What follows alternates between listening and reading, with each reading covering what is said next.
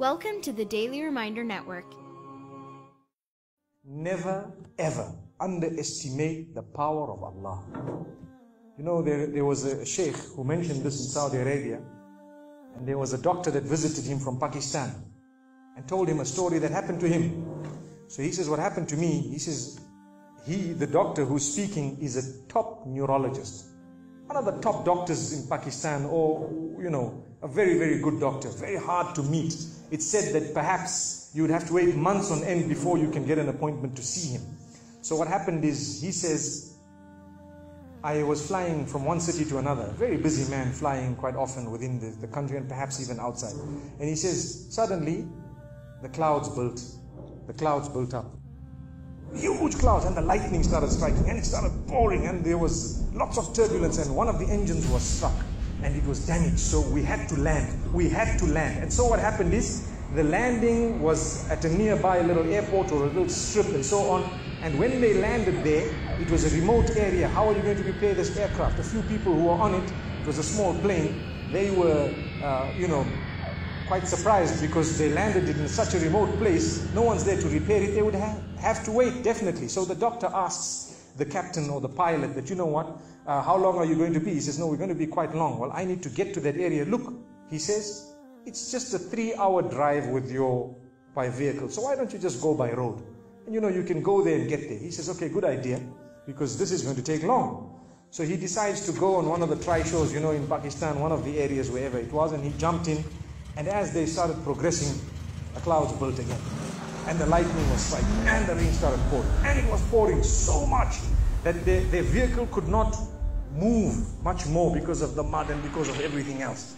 And so it was quite an open area with a bit of farmland, and after a while they realized, look, we're not getting anywhere.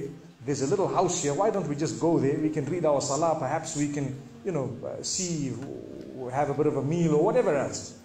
And they decided to knock the door. Strange people, strange land, far off, out in the rurals.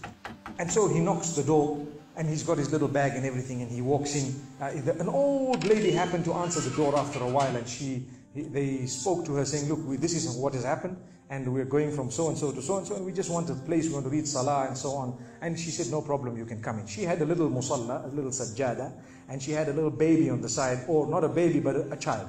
And the child, every little while, she's actually checking on the child, and she's sitting on that musalla, making dua and reading her own salah. These people fulfilled their salah, did whatever they had to. And when they were about to leave, they spoke to the old lady saying, thank you very much, jazakumullah khair, and so on. And, we're going, what's happening to this child, So the woman says, look, the child is an orphan. And the child is unwell, not well at all, very sick. And we've been to all the doctors around. And subhanallah, I'm the grandmother of this child. The doctors have told us that there is only one specialist around who can help this child. And we tried to make an appointment, but they asked us to come 6 months later. And it's far away. I've been making dua to Allah ever since that day. Ya Allah, make it easy for us. Child is sick. Make it easy for us, Ya Allah.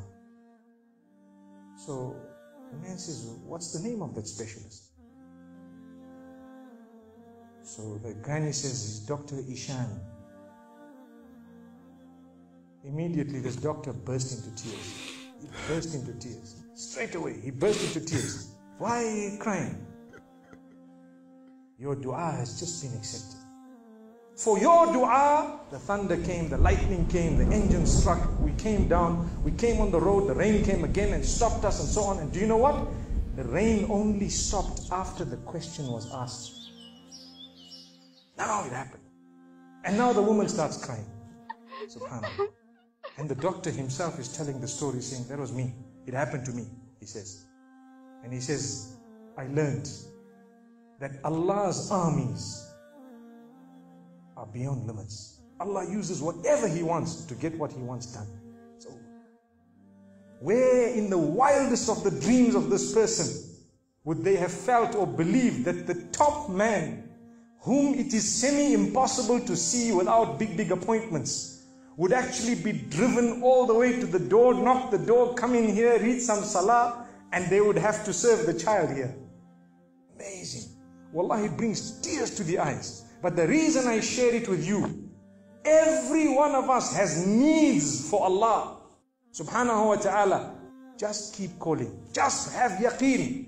Have conviction. If it is meant, it will definitely come in your direction. You know, we use the term by hook or crook, but I don't want to use that today.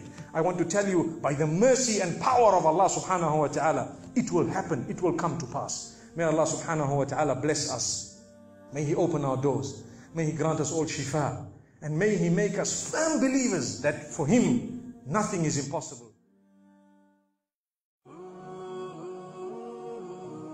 Donate now. Go to thedailyreminder.org/donate and stay updated by joining our network's social links.